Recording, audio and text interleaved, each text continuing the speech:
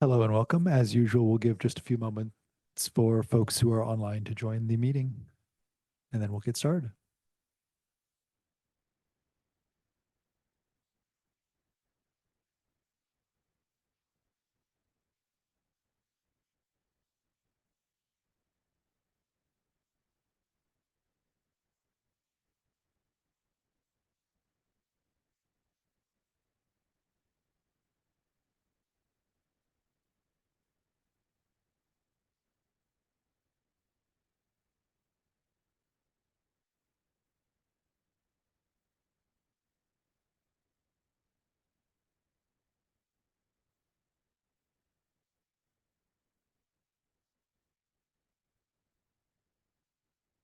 I call this meeting of the South Louis School Board to order. This is a board workshop, so we'll be looking for and hopefully getting some community input on the items on our agenda.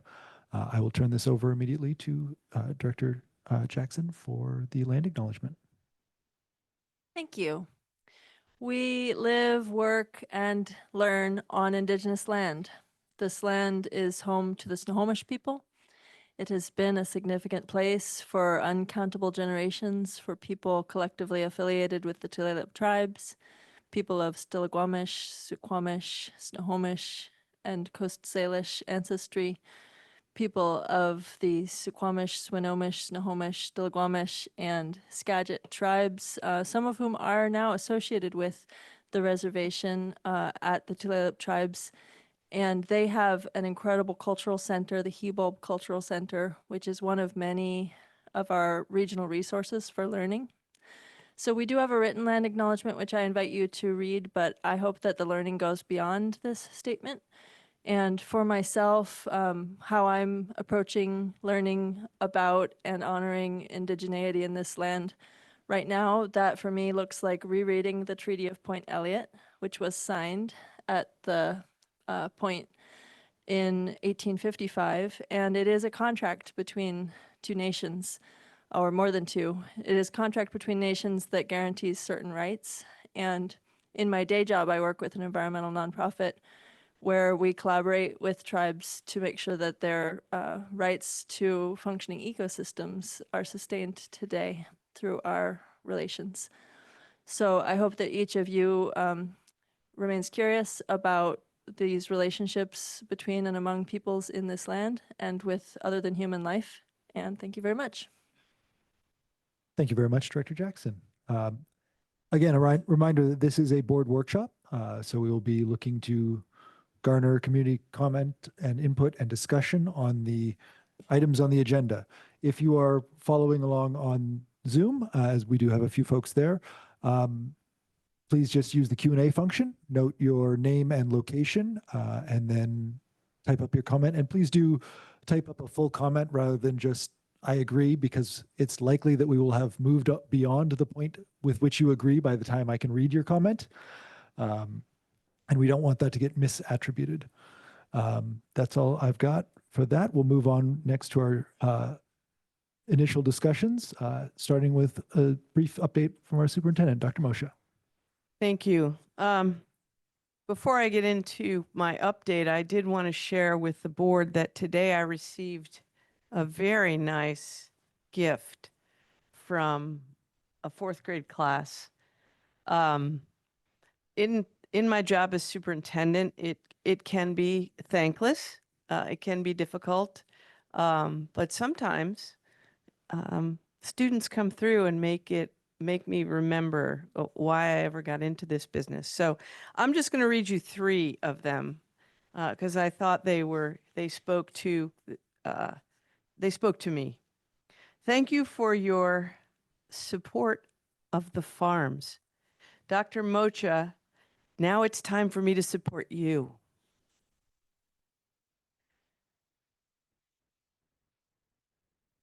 Dear Mrs. Mocha, thank you for making this farm happen. We all enjoy it very much. I hope you're doing well. Mocha is such a pretty last name. The last one I'll read. Dear Mrs. Mocha, thank you for giving us the inspiration and ideas to help make this farm. We all appreciate you helping us make this farm possible. You didn't just make a difference in the world, in the state, on the island, but in our hearts and in our brains. Now we're able to learn lots of cool new things. I hope you come and visit the farm. I would be delighted to meet you. And you could come and see our progress on the farm. Not just the veggies, but you can even see pretty flowers. This farm even makes worms look cool. Even if it looks disgusting, it really isn't. And this farm helped me learn that. This definitely changed people's lives for the better. Thank you so, so, so much for making such an awesome and loving community possible.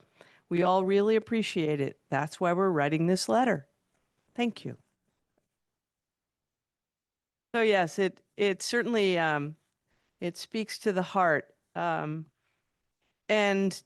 I also want to take the opportunity to highlight the upcoming federal holiday next week. The governor has issued a proclamation, which is up on the screen. And I'd like to read an excerpt.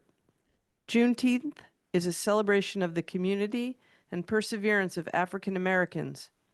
It also signifies the continual and universal quest for equality, equity, opportunity, unity, and freedom within every generation.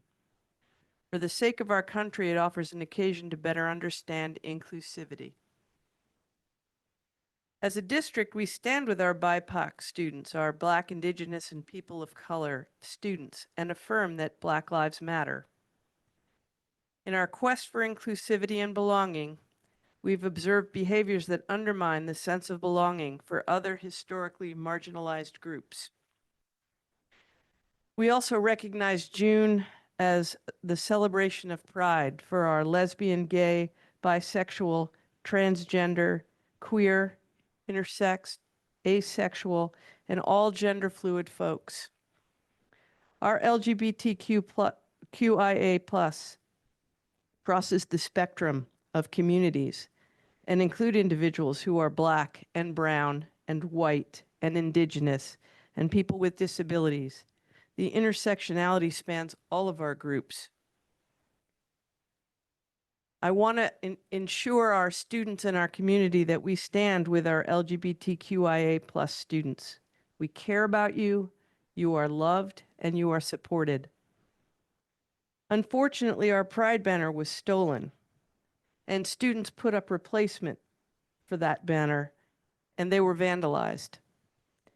Similar incidents of hate have occurred in Langley, in Burien, in Poulsbo, in Spokane, in Redmond, and I can continue the list and go right across the country with those hate incidences. We're going to take action.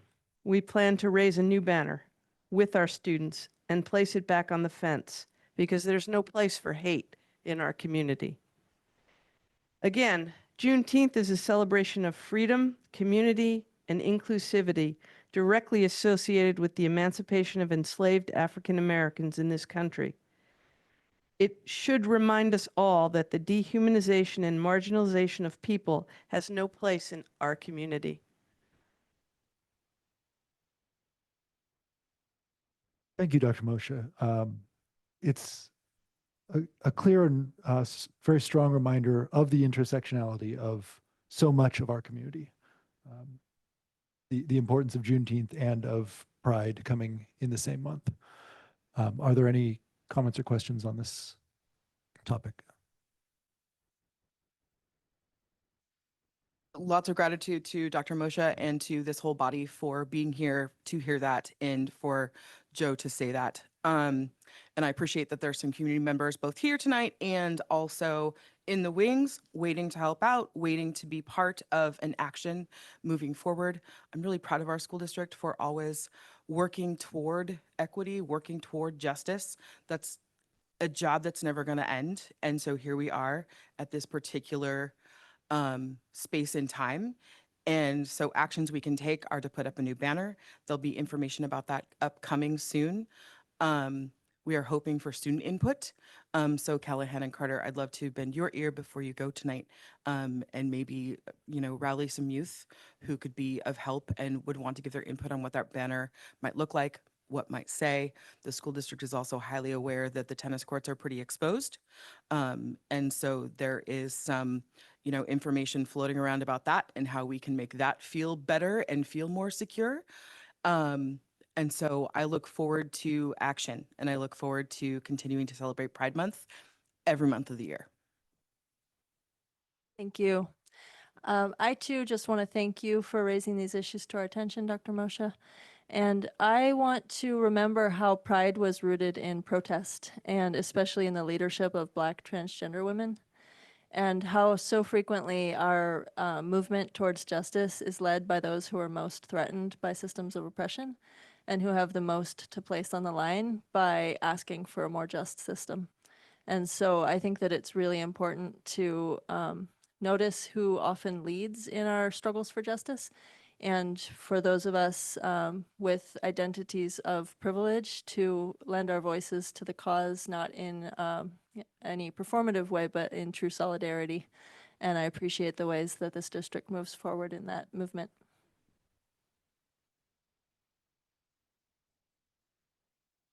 Tagging on to that, I'd like to note the leadership of our GSA club at the high school in getting that second collection of Pride materials up on the tennis court after the first was stolen.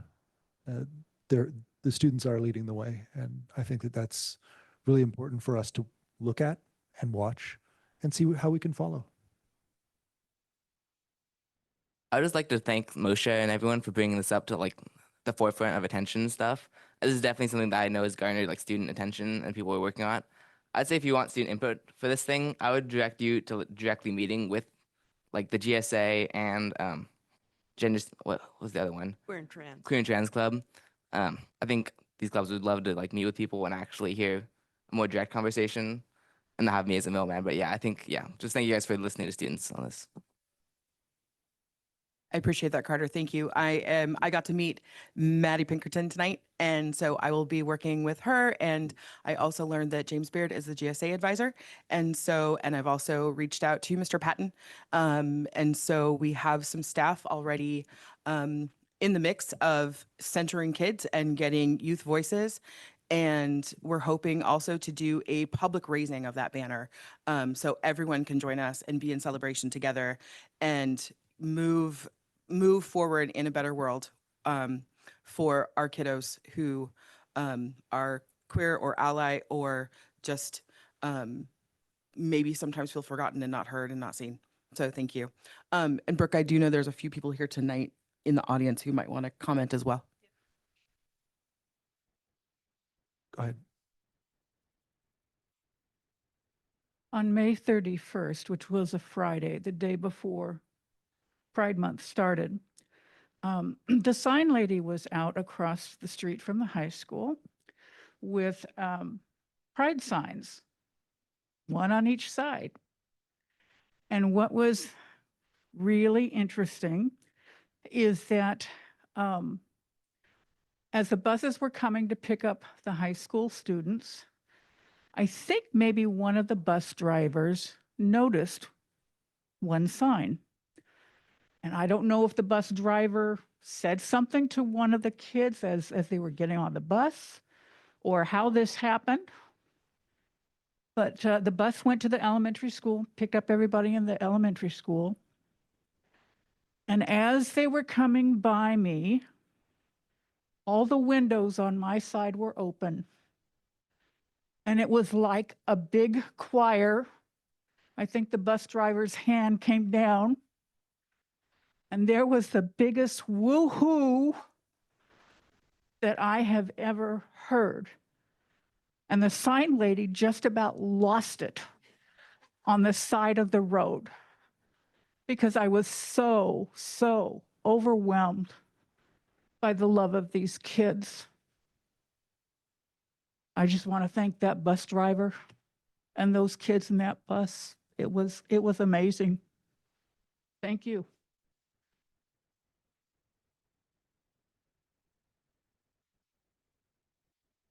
Okay. Well, I just wanted to be here in support tonight. just to have a presence and show that we are proud of our students and of our district.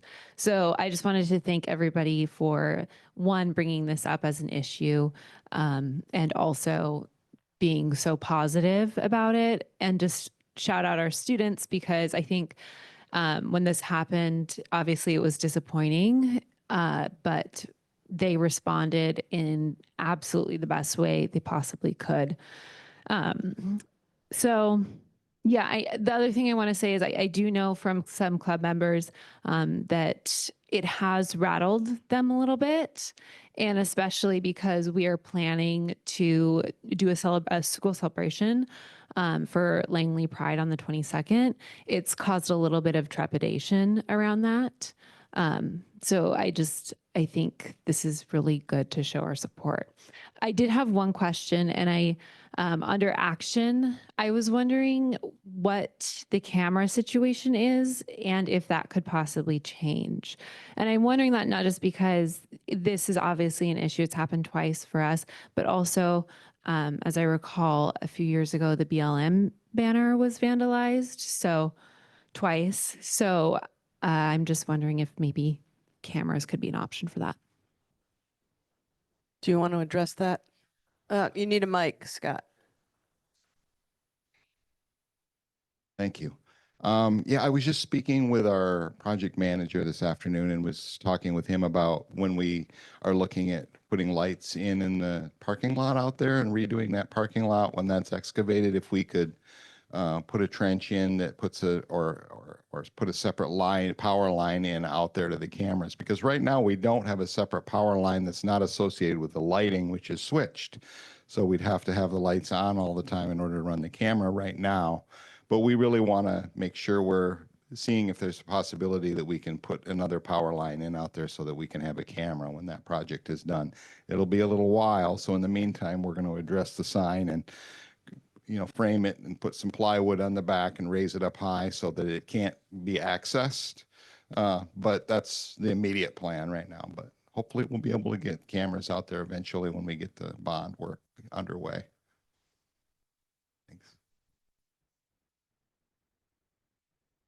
Hi, I wrote something so that I didn't forget what I wanted to say. My name is Jenica Deer, and I'm a South Woodby School District parent. Additionally, I'm lucky enough to work in theater education here on South Woodby, so that gives me the opportunity to work very closely with lots of our awesome youth here on the South End. Our home is located in a rather prominent location on Langley Road as one enters the city limits. And we were saddened to learn that our pride flag up in our yard was stolen last weekend during the rash of flag thefts. So I wanted to say, firstly, thank you so much for bringing these issues forward. Super important. It's sad and scary that we have to be discussing it at all. However, it's crucial we keep asking ourselves if we are doing enough in response to these hateful acts. The LGBTQIA youth of South Woodby deserve nothing less than the full-throated and fierce support of their school district and the rest of their community as well. They deserve to feel seen, heard, and safe. So my question is, how can we as community members support the school district in working to ensure that all children in our district feel seen, heard, and safe? How can we address these crimes that seem to be escalating? And how can we do these things not just during Pride Month, but all the time? Thank you. I think that's a really good question. And I don't know that there's an easy answer. I personally, as a member of the LGBTQ plus community, I love seeing the pride flags out, and that makes me feel supported. I assume that it's the same for students. I don't want to speak for them, but I know that that can be a strong signal, seeing that in a home, a house or yard or place of business. That's very powerful for me personally. Yeah. I think in the immediate future, there is definitely an opportunity to, first of all, everyone in this room, if you go home and, if you have a kid of your own or a kid that you know and are a part of their life, tell them how much you love them and that you love them no matter what. Second of all, there is a movement to create some fundraising around a new banner. So stay tuned in your community for information about that. and about the planning and doing of a banner raising. And so I think the more people we can rally to those causes, that cause will put a clear point on, you know, not only Pride Month here in South Whidbey and all the work that South Whidbey Pride and the GSA and other groups have done in order to, you know, plan and honor Pride Month, but I think it will also speak to the fact that we are absolutely entrenched in the work of justice and equity for LGBTQIA youth and community members. So there are some absolute things we can do right now that are physical in nature or take some time and energy and resources. But I think there is a bigger question here about how our community can continue that work. I do think there's something very practical that we can all do to demonstrate allyship, to demonstrate that we're members of this community. I personally will be going to the Pride events. I will walk with our kids. And that's on the 22nd, right, Maddie? And it's in Langley. I mean, there are many celebrations this month, but I know that last year, it was a sparse group of our students, but they were there. It would be amazing if there were those of us who are members of that group walking with them and those of us who are allies to those students walking with them. As an individual who's a member of that group, that marginalized, historically marginalized group, it feels best when we're together with other people who support who we are as individuals, for no other reason other than we're human beings who, you know, are like everybody else and just want to be part of something bigger than ourselves. So I think that goes a long way to supporting folks who are feeling unsure about their participation.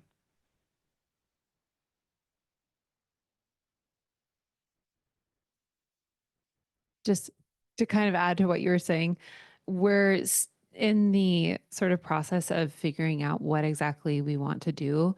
But I know that I will send an email out district-wide to kind of tell people where to be and when. But I just want to reiterate what you said, Dr. Mocha, is that is one of the best ways. I think, you know, it would be very disappointing to come out and not feel like you had so much support. So I totally agree with that. And I just want to reiterate that everybody is welcome to come walk with us. Carter and Callahan, I would be interested to know if you had any thoughts about what the community could do to support students at the high school and the middle school or in the district. I don't mean to put you on the spot. You don't have to have an answer. I'm just curious to see if you'd like to share. I mean, I'd say kind of just continue what we're doing. Say, like, we can just saying it out loud that we support people. That goes a long way, and like it really impacts the school community. I think it does, like, not to be like quoting trickle down economics here, but it does end up down and actually impacting people in this high school. So I would just say that. You're too young for trickle down economics. I wish. So I run the executive account, and so I can also make Instagram posts and stuff to like show that we care and that we're here and that we support the LGBTQ community. Thank you. I appreciate that. I don't have anything to add. I just wanted to say thank you for bringing this up, and plus one to my colleagues and community members who have voiced their support. And also there's a Zoom comment. Before we get to that, I also wanted to note, if you're not quite feeling up to marching, just being there on the side of the street celebrating is a fantastic step and way to show allyship or support or membership. I apologize, I'm likely going to mispronounce this last name, but Denise Bushantin, Freeland parent of 2 South Whidbey School District students, thank you so much for your strong statement on the commitment of the school board to creating a culture of inclusion as we seek to celebrate the diversity of our students and community. I'm hopeful we will not allow the criminal actions of individuals to outshine the love we have as a community for all our students. Thank you for sharing that in with the conversation. Two last quick things. There's information on the southwoodbepride.org website about the parade itself, but in general, it's going to meet and be a collective at starting about 11 o'clock at the old bus barn parking, the big parking lot behind the community center. The parade starts at noon and there is a registration process. So if you are not affiliated with a group that is already registered, or you don't know if you're affiliated with a group, you can register as an individual, just so that you know that. The other thing is that I would encourage folks, if they do experience a theft or violence on their properties, to definitely let our Langley Police Department know, or the sheriff know, depending on where you live, because everything that is documented, it doesn't mean they're going to find the things, but it offers documentation to our community, so for all the reasons. I'd also like to note that there will be speeches and food and music afterwards back behind the community center. Yay, Pride. Just on that topic, and I want to let you know that the deputy did tell us, because we reported it for that reason, not because we were worried necessarily about getting our flag back, because we've ordered many since then. We're going to be upping our game, but the deputy did tell me that they are tracking all the thefts so that they can keep their patrols up in response. If I could just jump in for a minute too, I just want to say this is a topic that's been really important part of my personal and professional life the last 8 years. And one of the things that I've experienced, and I think would be something we could engage in conversation around, is a framework around how to think about gender equity and sexual orientation, the AEIOU framework, which has been the foundation of several community conversations that I've facilitated that have been pretty powerful or seen facilitated. And the AEIOU framework just really creates a common vocabulary around which people can talk about gender, and AEIOU represents anatomy, expression, identity, orientation. Yeah. And I just meant to make sure I got them all.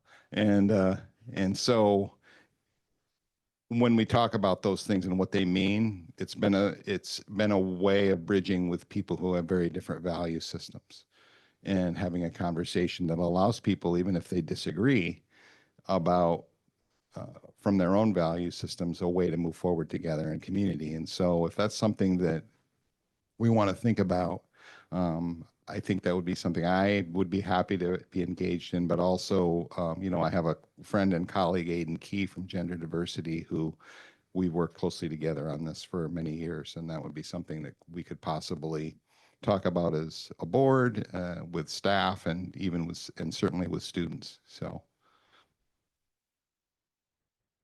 Thank you. Is there any other comment or discussion on this topic? Okay, we will move on to the superintendent search firm discussion. This is part of, as you can see on here, probably can't read, but because it's a very large, beautiful graphic, but this is also up on our website if you want a closer view of it. Part of a larger process that we're just at the very beginning of, but this is an opportunity for us to engage in discussions about the 3 applicants that we are considering, just to talk about what we liked or didn't like, what struck us. The vote will occur at our business meeting on June 26th, but we want to have some time to discuss this in public and with the public. So I'll open up the floor to anyone who'd like to start us off.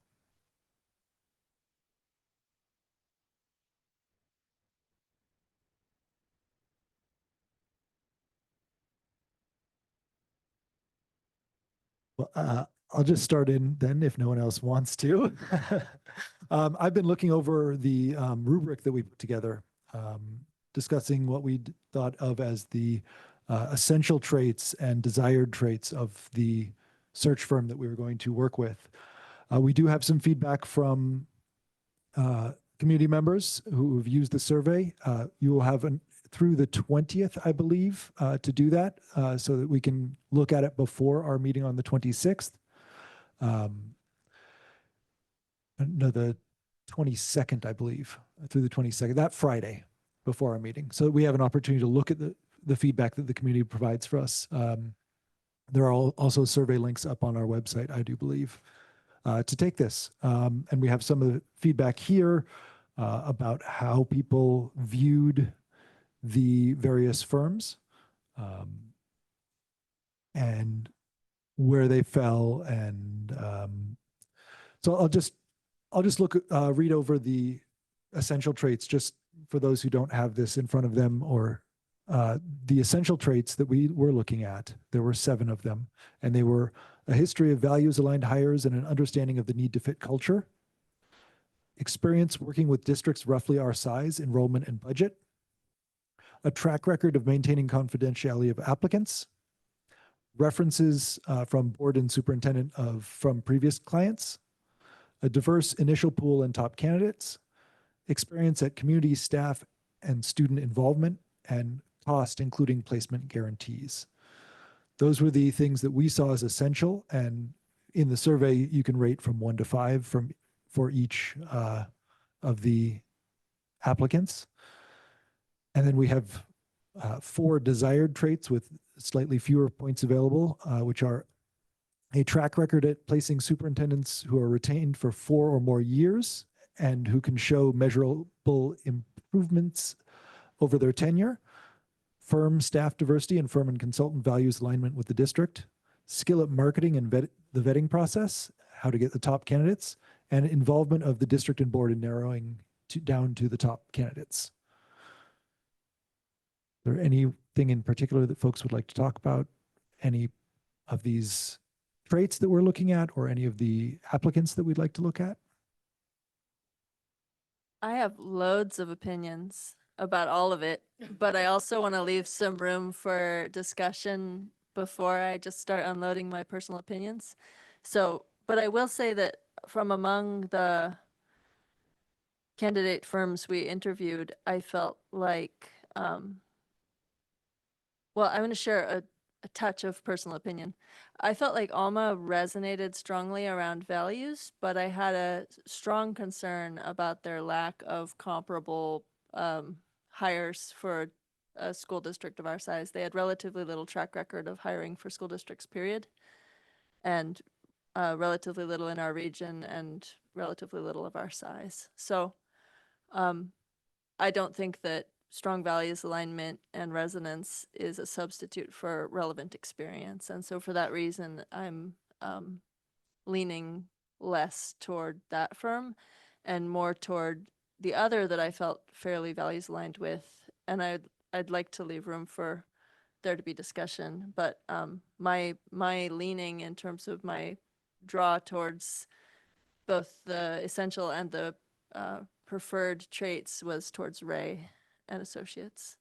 And I have my own version of our rubric that kind of goes into why that is the case, but I'm also open to learning through what's shared in the room today.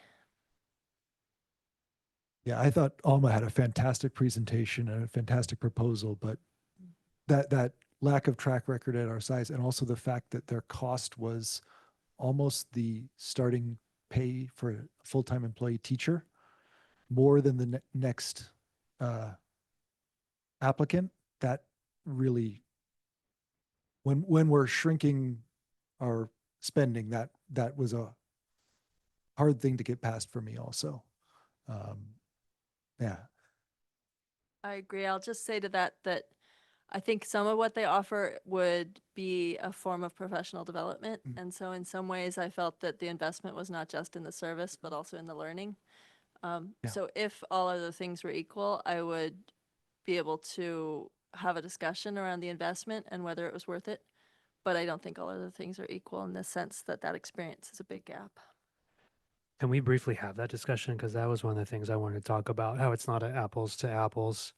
I don't know if there's any way to net it out, perhaps by seeing what we normally would spend on PD over the course of the year and saying, look, okay, well, if Alma's bid, if their quote was that much lower, let's compare that to the other two. And I don't know if we can do that.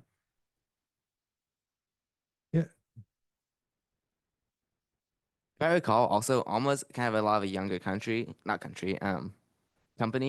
So is that by chance like impacting like our statistics on how much experience they have with stuff and how many hires they've done? That's a really good point. I think had they been in the field as long as our other applicants, they may have worked with districts our size. And there are going to have to be districts our size that work with them in order for them to develop that reputation. But I don't know that it'll just be a question as to which districts choose to be those first districts that work with them in that capacity. I think if we go back to looking at our reasons for the rubric that we had and the pieces that we put into it, it's important to remember that we developed that rubric with the intention of actively disrupting a system that systemically promotes and typically hires a specific gender and a specific race. And I think that there is benefit in Alma not having experience, in that superintendents who want to be superintendents are going to apply for the job regardless. And they're going to be checking the job boards. They're going to go to the WASA website. They're going to look for who's hiring, and the superintendents who want to be superintendents are going to apply. What I think the benefit is with Alma not having an established rooted system within Washington State is that Alma's going to screen those applicants very differently, and that their experience in other industries and in other sectors is going to give them a different lens to look at. And if we think about a screening committee, if we think about a hiring committee, we're going to have a lot of people who understand schools on there. And so it might be something to consider what a different lens and what a different background might bring. And if we know that statistically, superintendents don't stay longer than 5 years typically in a district, we're very unique in that. And if we also know that agencies, have their own biases and how they recruit, and when you become entrenched in an educational system, it is very difficult to shake those biases. Having an outsider might actually be a benefit. Some noticings that I have were that at +1 on all of the Alma comments. And I also heard from Alma that they can be somewhat flexible with the way they work with a school district. And I think because they're young as a company, there may be some flexibility in there. Not that we would be asking them to do work without payment or with the payment that they well deserve. But it did sound like there were some options to create some efficiencies economically. So we could probably ask more about that or find out a little bit more about that. I too was really interested in Ray and Associates. I appreciated the diversity of the folks that were there in the room with us. I also recognized that there was perhaps a level of performative theater in some of that. I wanted to hear more from the woman who is representing experience with school boards and representing experience as an individual who maybe isn't as entrenched in the typicality, like you were talking about, of how folks are found and hired. But I felt like her responses were restrained. And maybe she wasn't offered the opportunity. I'm guessing, this is my opinion, that to fully voice her role within a search company. And so those were a couple noticings I have. The other noticing that I had, which I thought was fairly interesting, was all the firms mentioned, you should be able to find somebody. You live on an island. It's so idyllic and it's so wonderful. So I do have a few concerns that Alma is from far enough away that maybe they don't know. But I'm also concerned that Ray and Associates and HYA may know and be selling the wrong points to potential candidates. So those are my thinkings.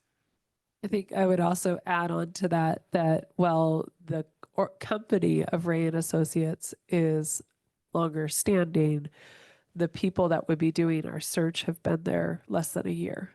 And so the experience of the team is not as seasoned as we might hope.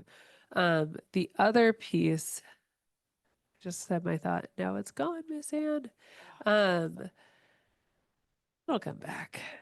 It'll come back eventually.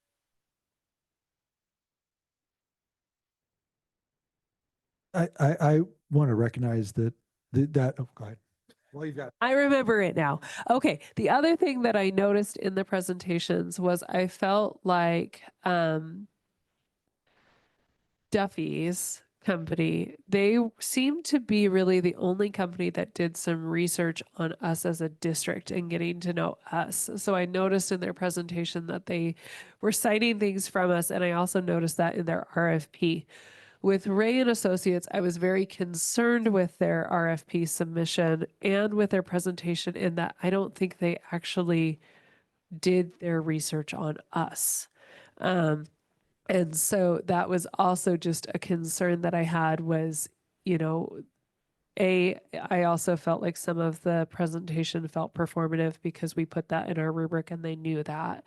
But when I looked at the substance of their submission, it didn't show a lot of preparation. It didn't show a lot of research into our district and even stuff that's readily available.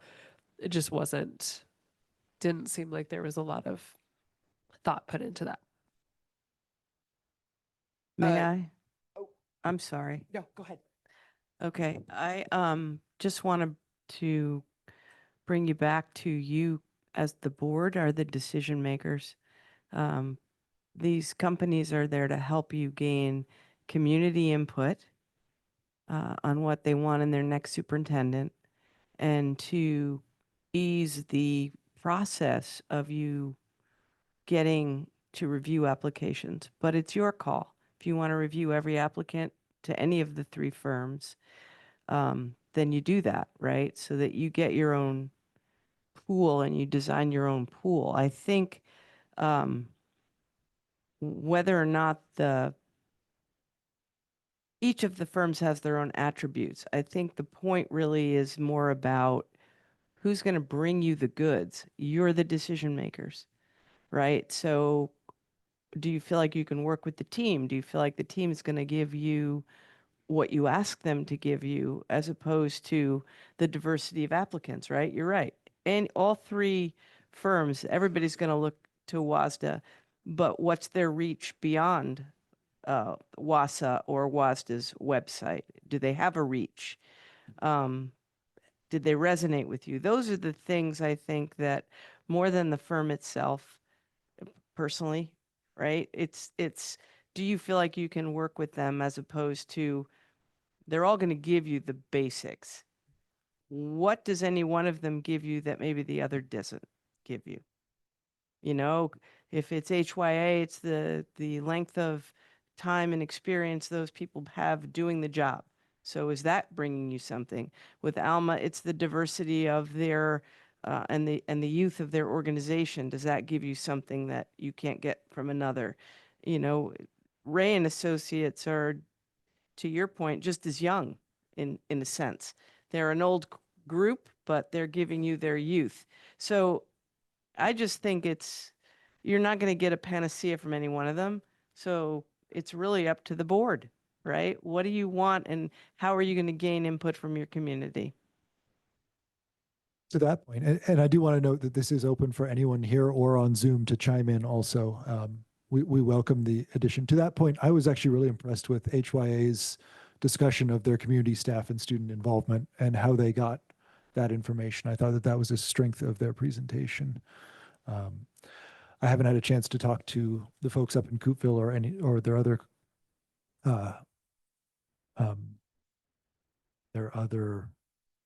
references to see how they felt, but I thought they presented well on that subject.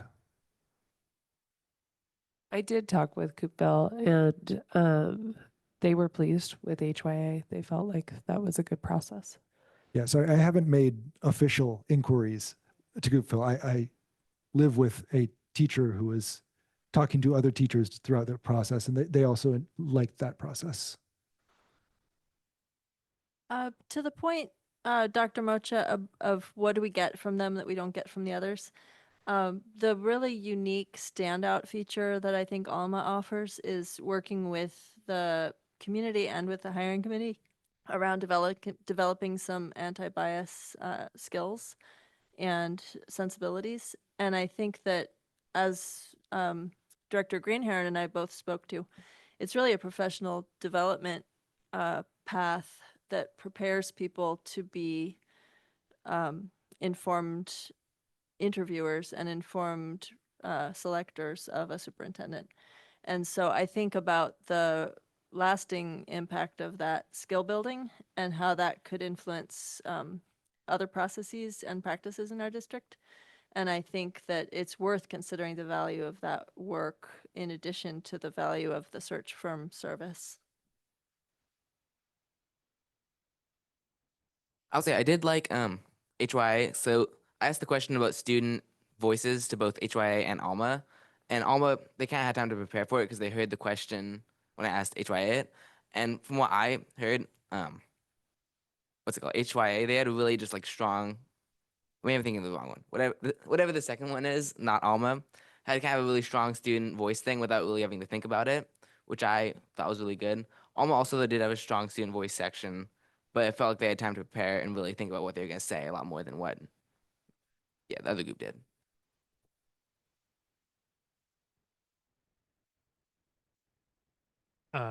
Another apples to apples question for the group is, I believe they each have a different amount of physical on-site presence as part of their package.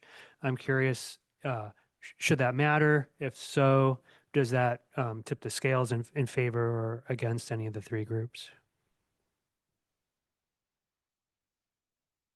Yeah, and how much our travel expense is going to be to have those people out from wherever they're based. Right. If it's not included in the package and we decide, and yeah, we all decide that it's important for them to be on site, yeah, that has could have a very large financial impact.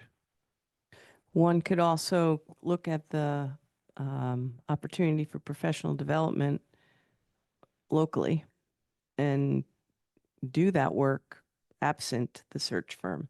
If that is something that the board is interested in having happen for whatever groups, we could certainly, there are certainly local folks who do anti-bias training and, you know, how to not be biased in interview and blind interviewing and so on and so forth.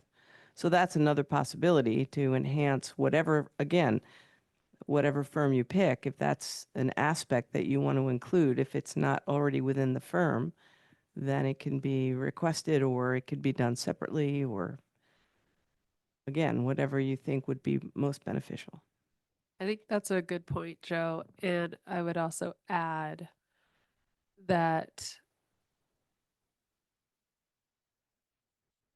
I see value in the people doing the recruiting having a solid background around that. And that was part of why I asked the questions I did of Duffy and Ray and Associates. Is I don't know that they're coming with that same lens. I really hope that we hear more input from community and that community watches the recording of the superintendent search firm interviews. And the data that's displayed in the view you showed isn't particularly useful because of the way the questions were asked, but it would be really interesting to see the data in more of a comparative a fashion that allows us to see where the firms measure up against one another in the opinion of our community. That's a more useful view. But I do sense that one of the most important things that a search firm will do for us is get community input into this process and help us identify what our community is looking for in our next superintendent. And if our community is going to be well engaged with the process designed by the firm we hire, it would be wonderful to also have them well engaged in the selection of the firm. So I really hope that people can spread the word and ask for the community to watch the recording and offer their input prior to our decision. Can you just give me some more input on what would make this more helpful to you? It's the tab that showed the pie chart view of the data that I thought was not useful. Okay. It doesn't compare, like it's a pie chart around this many people responded about Alma, this many people responded about Ray. So what looks like a big wedge for Alma is actually just that one extra person answered a question, not that there was a preference for Alma. And then furthermore, the bar charts beneath it commingle the scores for all three search firms. So this view right here is actually more helpful because you can see Okay. at a glance, you can kind of see, okay, on average of those 4 scores for Alma, that's the average score. And then, you could see why they get those scores. And there's obviously for Alma, like a bimodal distribution. So this is more useful for me personally. This plus average for the company, for the firm would be very useful for me. Like and I can go in and add it if you, not this moment, but between now and the next time. So I can add it if you give me editing privileges, just to say, here's the average that Alma got at each point. Here's the average that HYA got at each point. That was the plan. After we get more, and so just before you guys make your decision, I would average them out. So that's Excellent. kind of what Yeah, I love seeing the raw data, but I also, the average is good too. Yes. Thank you. I don't know how much time we want to devote to this discussion. I think that we're still in the discussion phase. We'll have an opportunity to talk about why we're voting one way or another at our next meeting or at the business meeting. And we will be getting advisory votes on that as well from our student representatives. But I have a question. Is there a budget for this process that's already set into the budget? That, for those online, that was a no. And a related question would be, is there a budget already in the budget for, or I should say already in the draft budget for professional development around anti-bias training or DEI training? We have money toward professional development that we're using for behavioral intervention for our entire faculty. We can certainly set aside some money for DEI work for training folks. We continue to do equity work as a district, but a specific dollar amount, I mean, Dan and I have, and Paul, know that we have a superintendent search coming up and we have professional development coming up, but is there a line item that's maxed out? No. Understood. Thank you.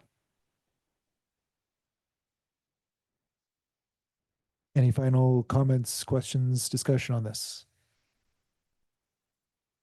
Okay, we will move on to brief discussion of the November 2024 levies. Dr. Moshe, if you want to present that.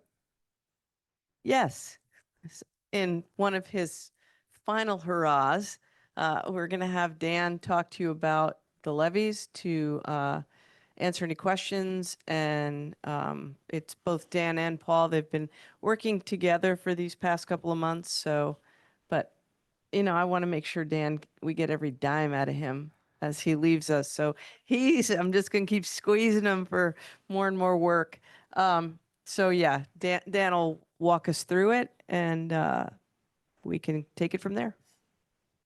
So there's basically 4 questions I would have for the levy. First is, do you need one? And if you do, what's the maximum levy authority that you can receive? Because there's rules around this at the state level. Knowing that, how much do you really want to ask for? And then what's the effect on our taxpayers? So I'll kind of walk through those.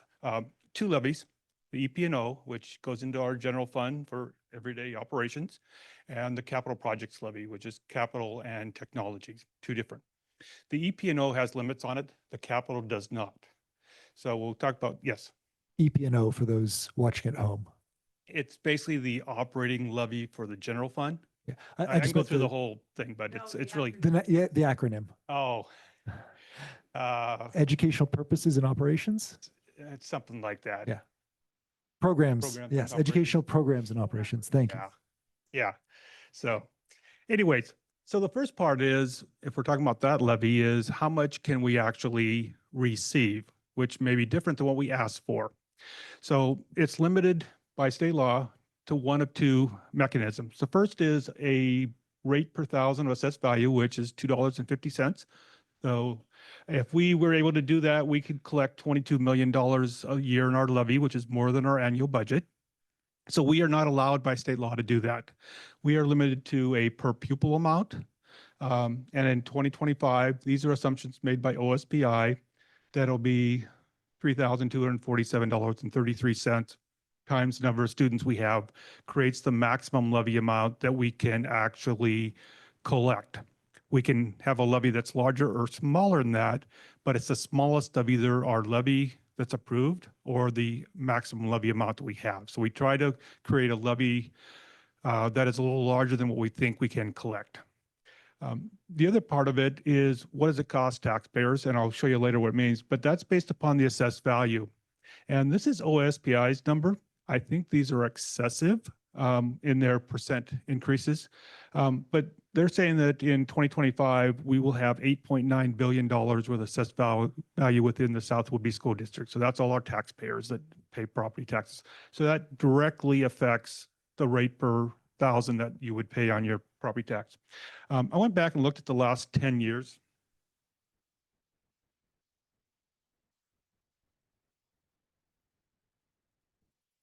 The last 10 years of valuation change. And you can see it started in 2015, about 1.5%. 2023 was exceptionally large. But over that 10 years, it's about a 7.7% average, which I think is probably a more realistic increase on an annual basis than the 10 to 13% that OFM is using. And I don't think they're using ours. I think they're using more of a state general number. So anyways, based on that, it changes the assessed value slightly to about 8.3 billion, 8.9 billion, 9.6. It's still very, very large, but it changes that rate per thousand. It doesn't change the amount we ask for or the amount we receive. That's going to be the same. It's just what that rate per thousand looks like. So using OSPI's number and their enrollment projections, which I'm not going to use, I have discarded those, but they were looking at the CPI or the inflation rate of being 2.1, 2.4, 2.3. I don't think that's realistic. The April CPI is 4.2% currently. I don't see us dropping down to that 2% range anytime soon. So I would recommend that we look at an alternative CPI amount of like 4.4% in 2026, 4%, 3.5, 3% over as we drop down. And if you're only going 3 years, just look at 26, 27, and 28. What that does is it increases the max amount per pupil. So it allows us potentially, if we hit those inflation rates, to collect more money. If we don't, if the inflation is only 2.1, we're still capped and we can't collect as much. And so we roll it back. We just don't collect it from the community. So using that and using enrollment numbers, and basically what I took is the 1155 they're showing is the current year. I looked at our 8th, 9th, 10th, and 11th graders that are currently and just rolled those forward, knowing that we lose 15 kids to running start. And then if we have 65 kids coming in, and those are the numbers that will be leaving us, the difference basically brings it down to 1133, 1110, 1100, 1075. So it gives you a more realistic enrollment number, because the state uses the state average, which is always a growth number, which is never accurate for us. So using those numbers, you can see that that blue line in 2025, our levy is set at $3.6 million. We could potentially collect, if CPI and enrollment is as projected, $3,841,000. So you would say, well, let's run a levy that's $3,850,000 and we wouldn't collect $8,000 of it, roughly, something like that. So this is my best thought, that we would look at a 3.85, a 3.925, a 4.05, and depending on how far you go out with it. That type of a levy with a slight rollback of maybe about $10,000 that you wouldn't collect out of that potentially. You could go with the lower CPI number, but what happens, you'll see on the far left in 2025, our levy is 3.6 million. We could have collected 3.753 million in 2025, except that we didn't plan there was going to be 8.9% CPI, and OSPI adjusts the CPI number. It isn't actually what they always, they created an artificial number in a couple of years in that, which allows that number to go up. So I think you want the capacity, at least that's my recommendation, by increasing a little higher CPI than what you think it may or may not be. It's easier to not collect than it is to not be able to get the money if it's there. The other thing is, it doesn't really change how much you're going to pay. And I'll show you what I mean with that. If you look at the bottom part, if we look at a house worth $750,000 and we increase it by that same percentage of assessed value, the 9.5%, 10.4, 11.9, you see that as it increases, the rate per thousand goes down. But the change to a $750,000 home in the first year is $20 for the entire year. The second year goes up by $6, then $9. So there isn't a huge difference in that. And if we change the CPI, it isn't going to change that more than a few dollars. So something to think about. The other one is the capital projects. Right now we're at 2.25, and it's about $188 in that same $750,000 house. If we ask for 2.5 million, it would jump up $26 the first year, but then drop by $5 the next year, increase by $5, that type of thing. So combined in the first year is about a $46 change for both levies for that $750,000 home. The next year it's $1, and then it's $13 the following year. So in the big scheme of things, it's not a huge percent.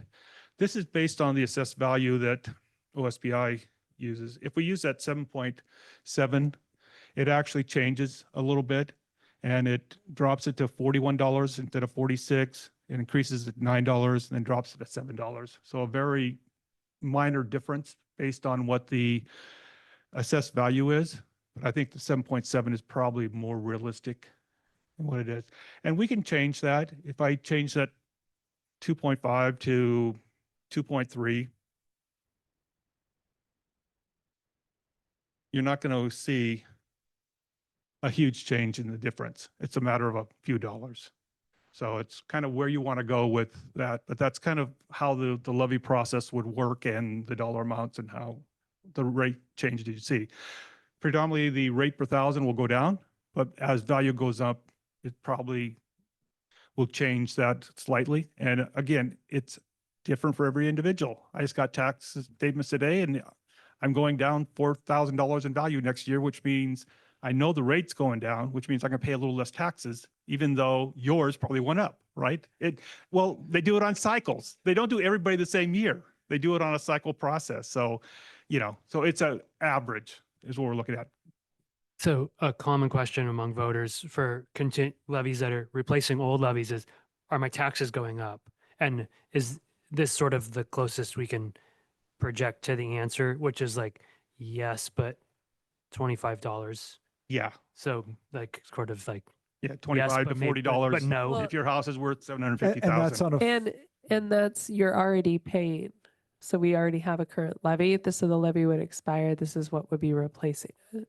Right. Yeah. So would this be increase- more, I guess? Yeah. than- So the increase is that, say, $40 a year on your $750,000 house. which is a $4,000 to $5,000 tax bill. So $40 is not a huge change to that. Right. So Yeah. effectively, this is continuing the trend that has already been in place through the voters' yes vote on the last levies. Yes, if you look at our last levy, we had 3.3 million, 3.4 million, 3.5 million, 3.6 million. Mhm. And now it would go to like 3.8, 3.9. Yeah. So what's being proposed is roughly a continuation of what taxpayers already chose to say yes to. Yes, it's a very minimal Replacement. change. Yes. Yeah, that's helpful clarity. Thank you. Yeah. So are voters gonna have to re-vote on whether to continue this levy? Yes. Yes. Okay. Yes, every time the levy So- expires, if it's a 3-year levy, then they have to vote again at the end of that time frame, or a 6-year levy, whatever it is. So these particular levies, this EP&O, they can be anywhere from 2 to 4 years.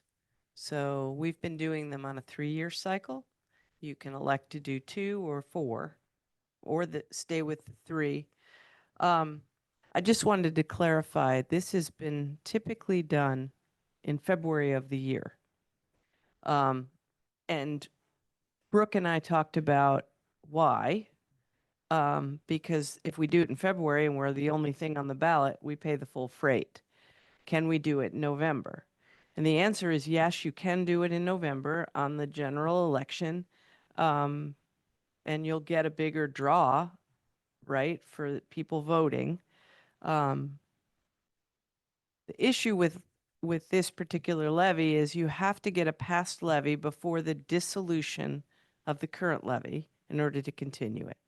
So people often in districts around us, they'll have a double levy failure potentially. So this actually gives you one more election. Right? If you do it in November, let's assume we pass it, great.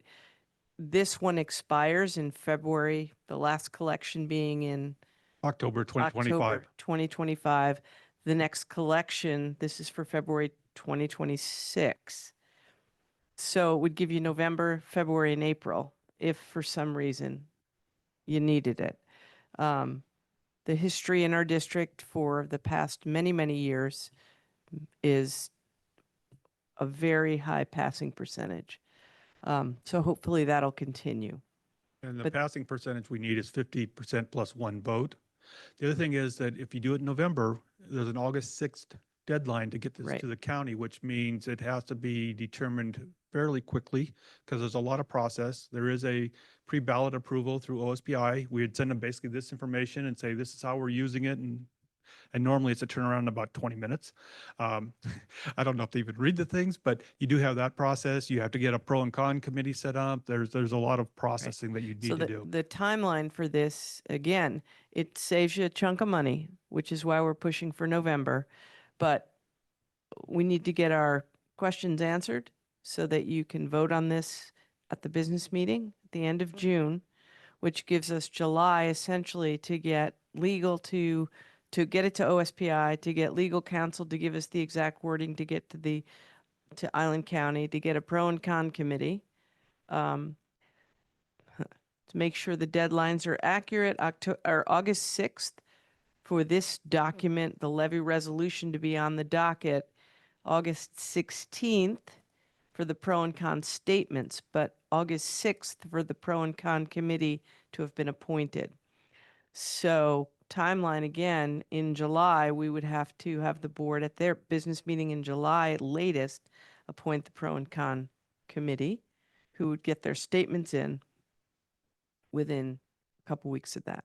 So that's why we're moving this along. We know just historically that in order to meet the budget needs of the district, you're going to need an EP&O levy at its maximum. We've been using it since time began.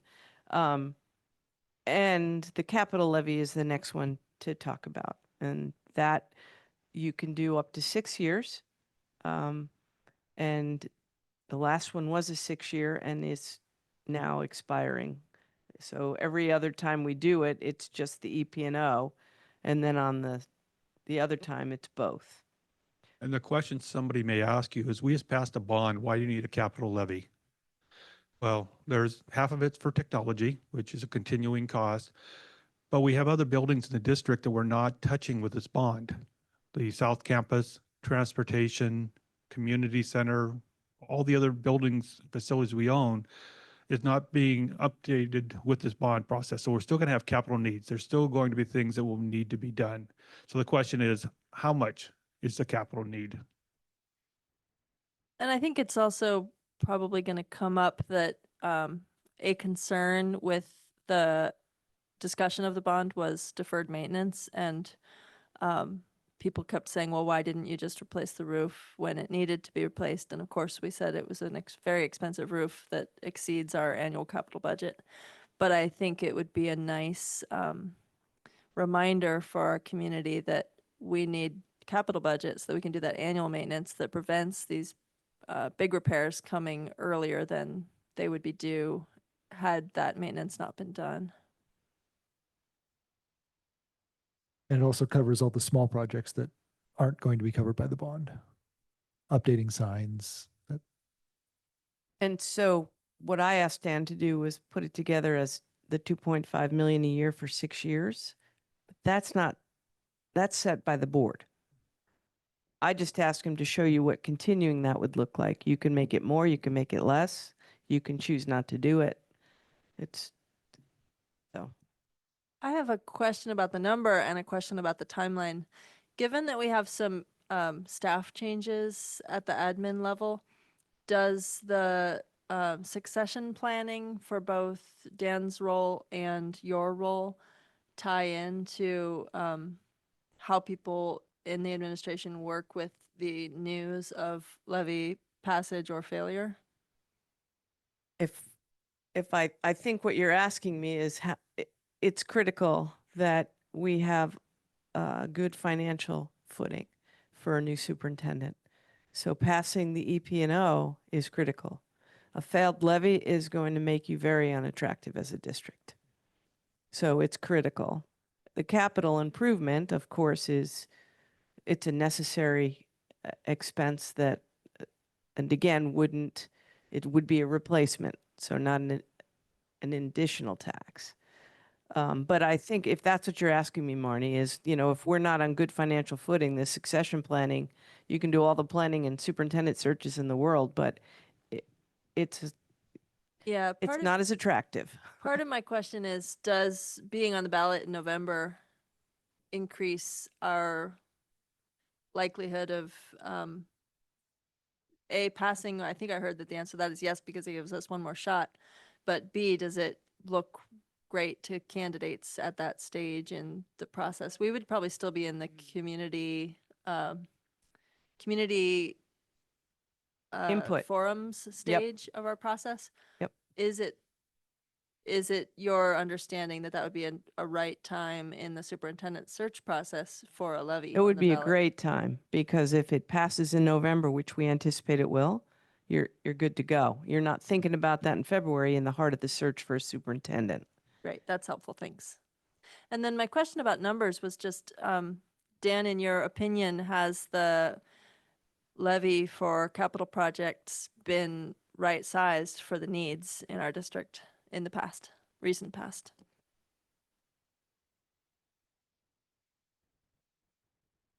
If I'm going to be frank instead of Dan, I can't answer that because I don't think we've had anybody in the role that spent those capital dollars effectively, or even spent them at times. So I don't think I can answer that. It covers technology, no doubt. We've been really good at keeping our technology up to date and replacing things and that type of stuff. I think it's been adequate for capital, but there's a lot of things that we should have done that we didn't get done. So it's really hard to tell for sure. I am excited that I hear we're going to have a capital plan coming up for these dollars, that outlines the projects that we should be doing, which would be really helpful. So. Over to you, Scott.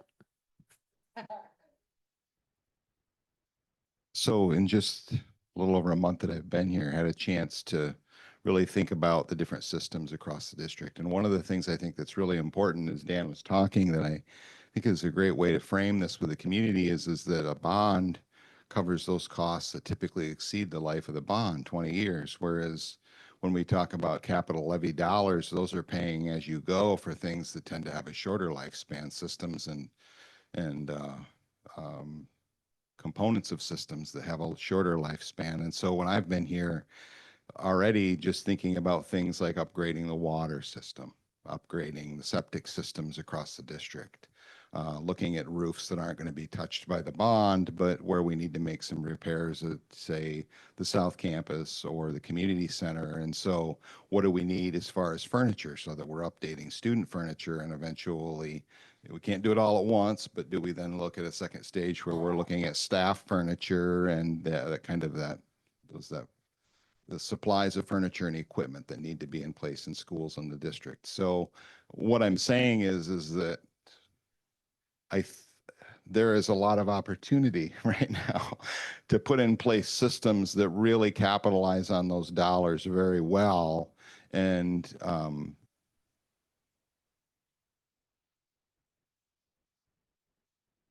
provide a strong foundation for the district moving forward.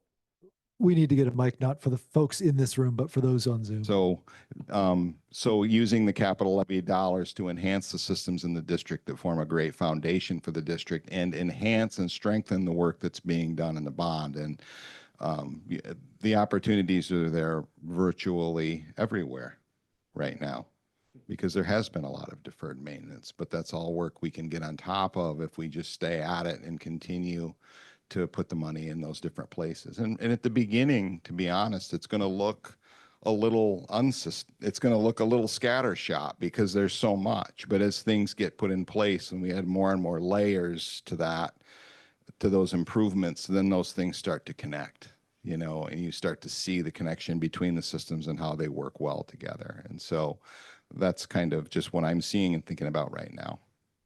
But the question still remains, is $2.5 million a year enough? Between you and Paul, it's going to be in your hands. So your input from both of you is critical, right, to this board. Right. Yeah.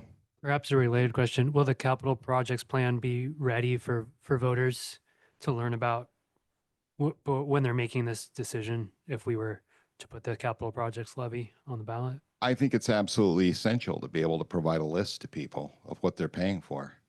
So in my mind, But by November, without certainly. question, we would be able to have a list and people could say, these are the things that the levy is paying for, and this is how much those things are going to cost.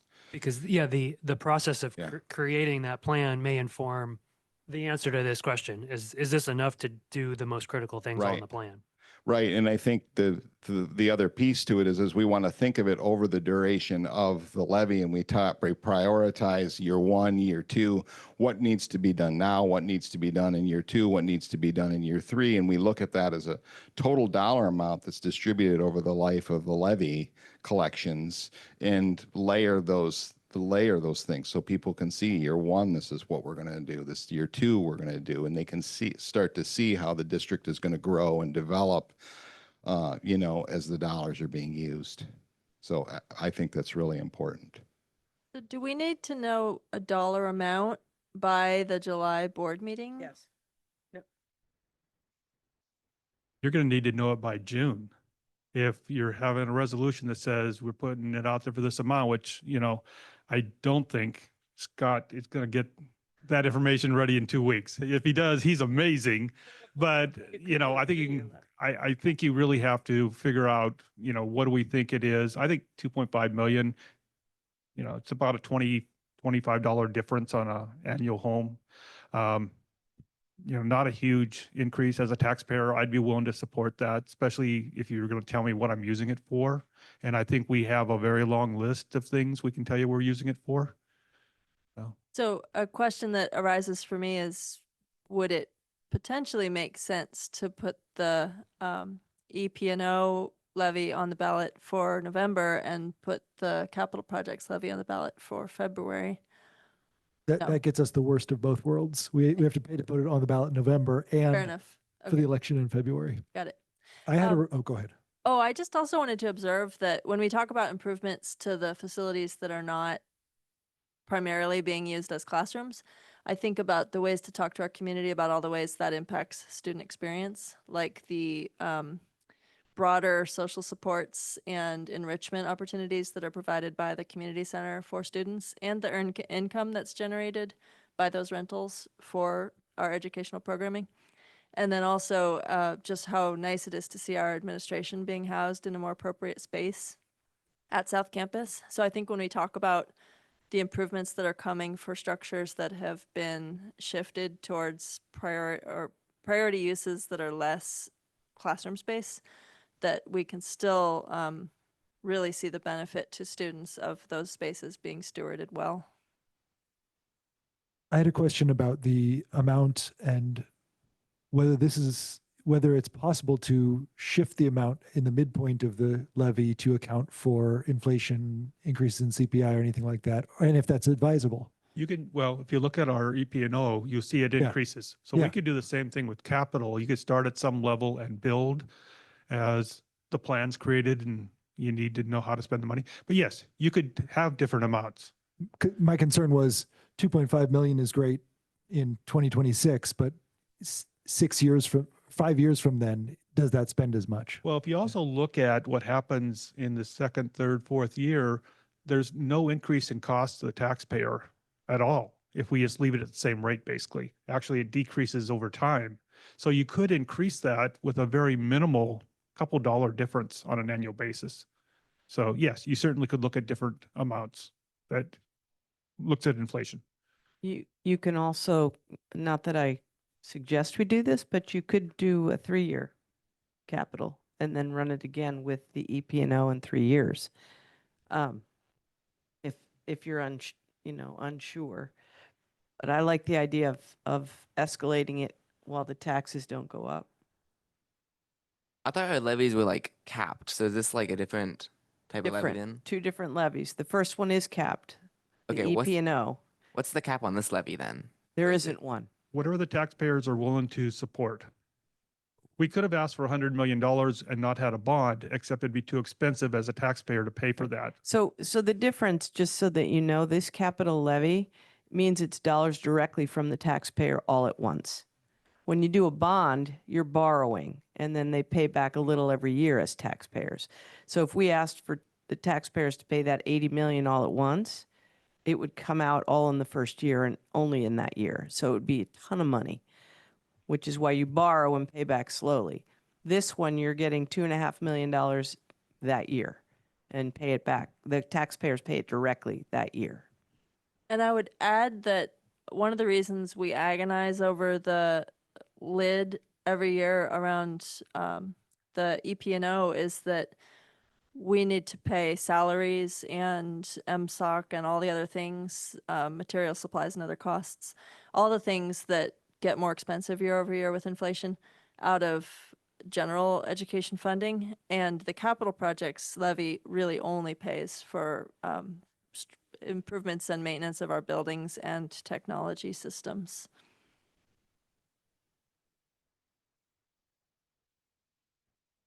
Anything else to add on this topic? Yeah, let's get your mic. Sounds like you've got a long way to go and a short time to get there. Will there be an opportunity for a complete public meeting to discuss the variables that in the timeline that you have?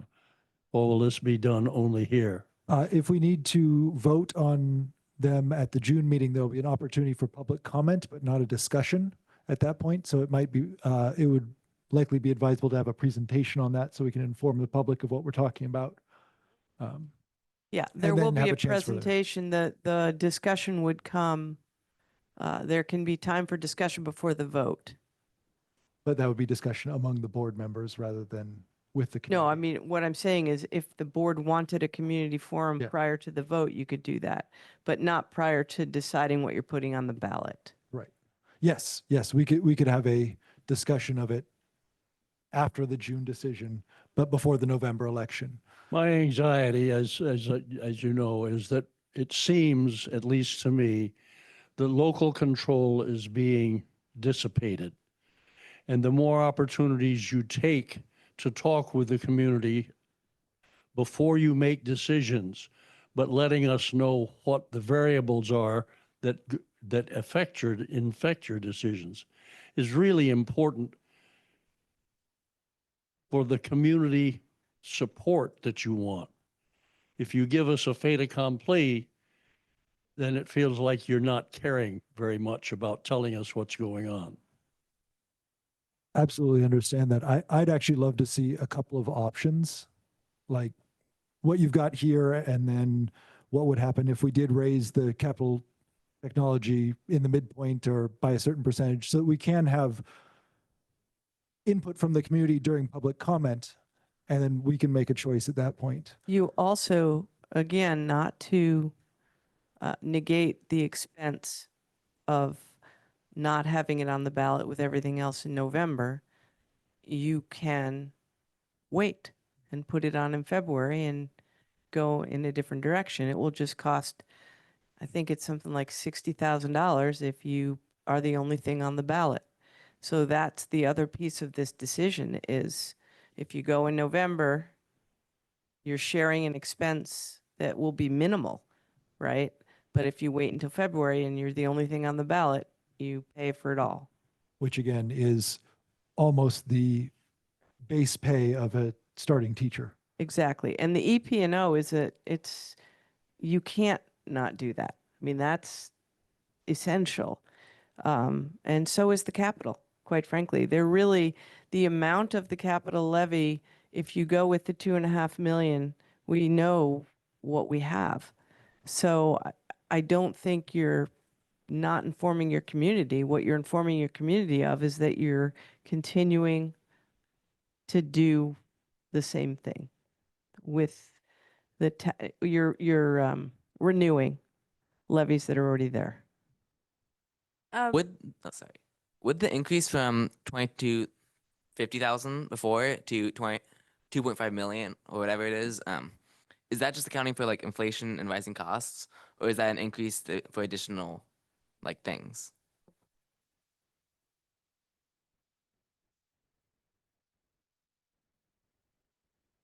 No, it's really thinking more about inflation. The cost of things in the last 3 years has skyrocketed in the construction and the repair and maintenance costs. So that we set this up at 2.25 5 years ago, things were much cheaper. So, you know, if you think about it, that heat pump that may have cost you $10,000 5 years ago is probably $15,000 now. So it doesn't really increase the scope probably. It just allows us to pay for the things that we would have paid for 5 years ago with a lower levy. To Mr. Rose's point, the format where we discuss a topic at a workshop prior to a meeting at which we take action on that topic often serves well to bring in interested community members for the relevant discussion. But would I be correct in assuming that we would also encourage input between now and the next meeting via email? So community members who may not have realized this was the topic for tonight or who weren't able to participate could still watch the recording and then email their perspectives on some of these questions that we're wrestling with. The board won't discuss the input we received, but we'll certainly read it. And there will certainly be an opportunity for public comment ahead of time, which again isn't as good as the two-way discussion, to your point. But it is a way to share community's opinion with the board before any decision is made. Another consideration, speaking of getting community input, is turnout. Turnout will likely be a lot higher in November than it would be in February. And the vote is the ultimate community input. And so I would want the largest number of community members voting on whether or not they support these levies. Very good point. Thank you. Anything else? Okay, we will move on from there to our policy reviews. We have a number of policies. The first three should be relatively straightforward. And then the next cluster, the next eight are all related. They're just differing in their language about the subject. So the first one is policy 2162, education of students with disabilities. This is just I brought this up because there was, in my search for he or he/she, this one came up. And so I wanted to bring it up to the board's attention just to make that alteration and make sure we get eyes on it every couple of years, every few years.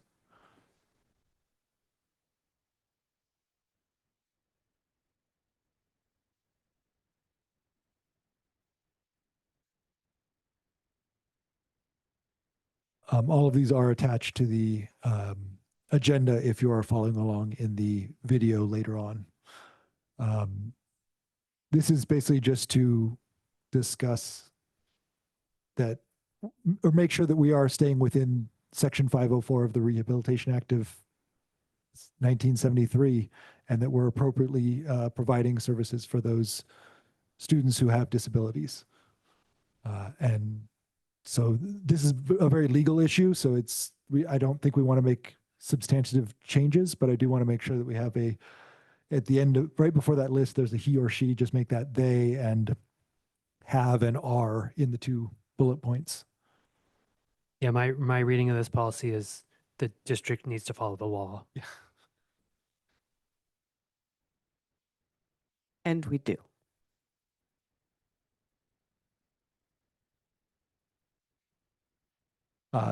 Anything else on that?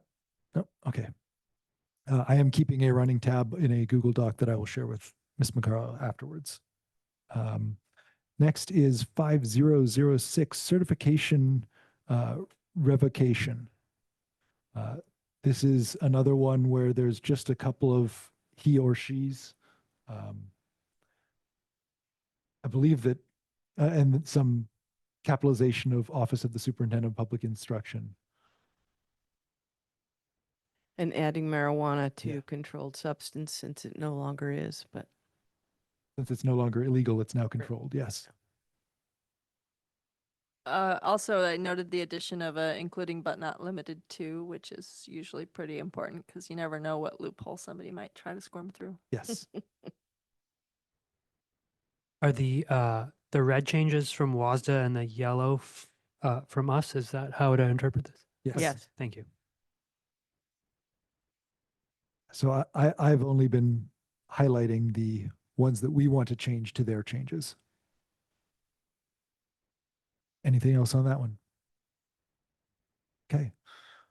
Moving along to policy 5404, family medical and maternity leave. This one has several, what was it? Oh, there's a must will down in district notice to employee. That Whole first section's new. yeah. Well, yeah, but Yeah. the majority of this is from WASDA. Yes, yes. Yep. Is there any potential conflict between this and agreements that we have in place with unions? Union agreements take precedence over policy, is my understanding. But law takes precedence over union agreements, but the answer is they're in compliance with one another. Thank you. So yeah, in district notice to employee, there was a must will that should just be will. And then there's in general provisions under section 2, federal family and medical leave. There's several his or her that should be there. And there's a son or daughter that should be child. Mhm. 2 of them, in fact. Yeah, and the other section is the parental leave should be parental leave. Right, it's indicating male and female employees, and I understand why, but it's still parental leave.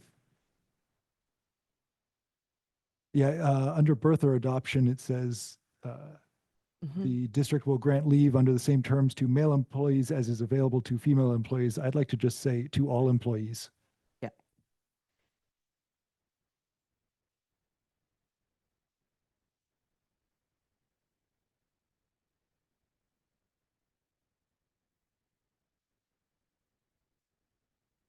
Then Under maternity leave, there's a lot of her that I'd like to change to there in case there are non-binary folks who become pregnant.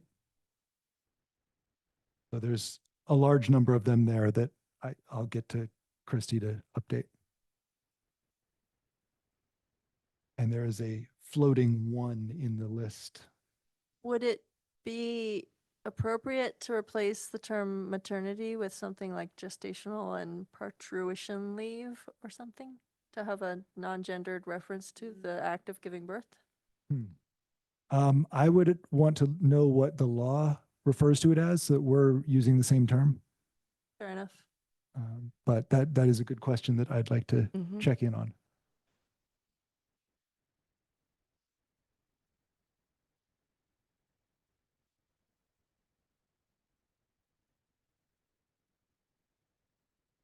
And I believe that besides the changing her and she to they and their, I believe that was it for this one.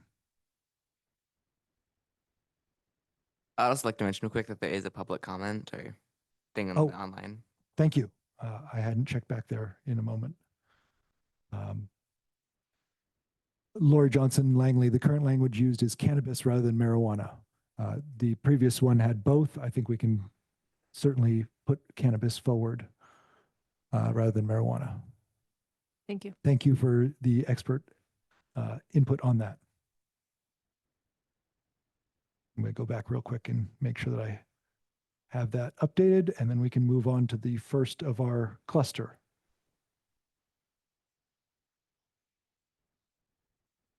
These almost all have very similar language. They're slightly different based on what the subject is.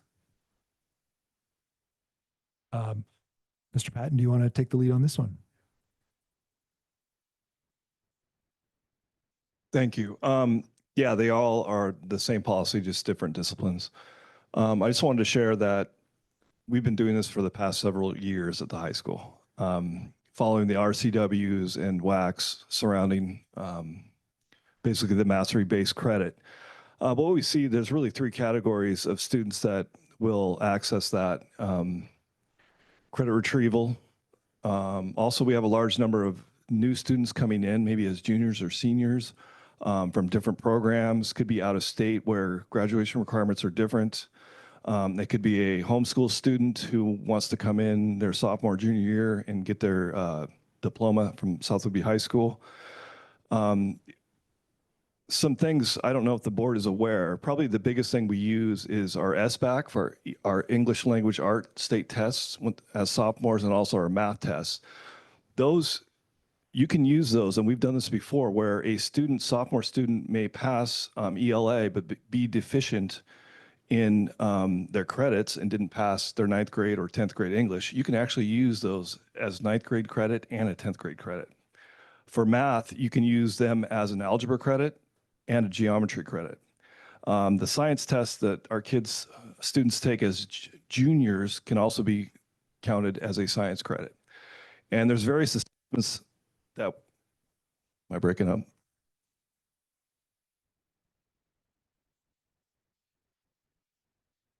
Really, the state gives you a lot of flexibility. The assessments can include portfolios, artifacts, classroom-based assessments, presentations, collections of evidence, and we have access to some of those things. And for also another group that will use it is, and we don't get it too often, is students who want to accelerate.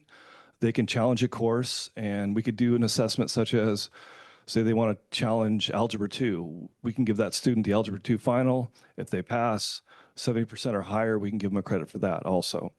So again, it's something that our counselors have been great. We've been really flexible, really helped our students out, and we'll continue. So again, this is not something new to us.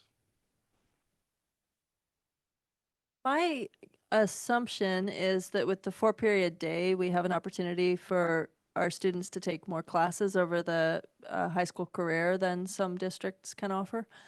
And so that really, this is a complement to the opportunity we provide for students to take as many classes as they want to during their high school career, more than in some schools because of that block period system.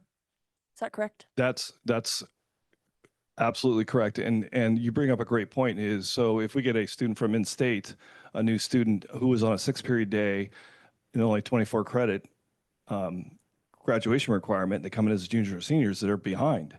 So what can we do to fill that gap for those students?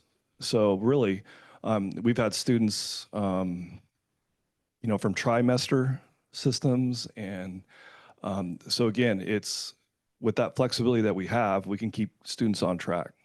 In fact, we had a student out of state this year move in as a sophomore.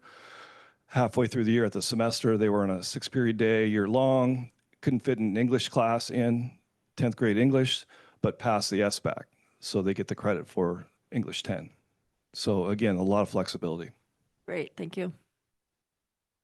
I always love to hear where the district is ahead of what WASDA is suggesting, and B, where we're giving maximum flexibility to our students. So thank you and your staff very much for the work you've done getting ahead of this.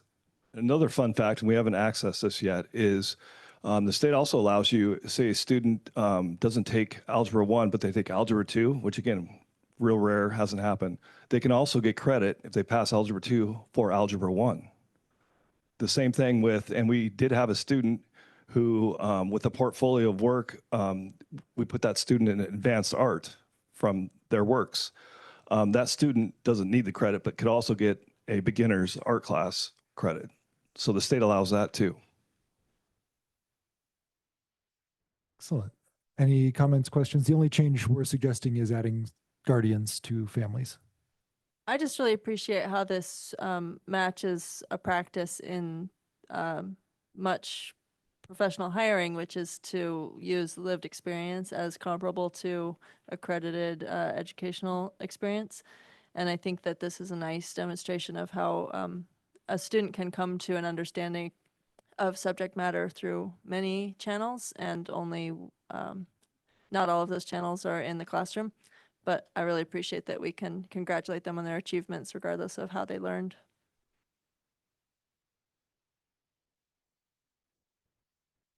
Okay, I believe that's everything on our policy then. We will close down the workshop and move on to executive session for no more than 1 hour. I expect it will be less, but we want to give ourselves time to review the performance of a public employee. Thank you very much. And the board will have no business when it returns to Correct. public session to close the meeting. Thank you. And take no action at that time. Yes. Thank you very much. That's it. Thank you very much. Good night.